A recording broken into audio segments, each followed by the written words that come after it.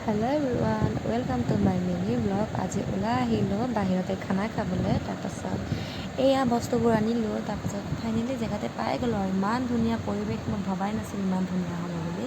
চব কাটি হৈ গ'ল আৰু কোমোৰা চোমোৰা পৰা মানে কাটি হৈ গ'ল। মানে ঘৰৰ পৰাই মানে মাংস কাটি পিনি আনিছিলে আৰু ইয়াত ভাজিছেহে আৰু ইয়াত চাটনা বনাই আছে চবেই। চাটনা কিহৰ লগত খাই আপোনালোকে গমেই পাইছে চাগে।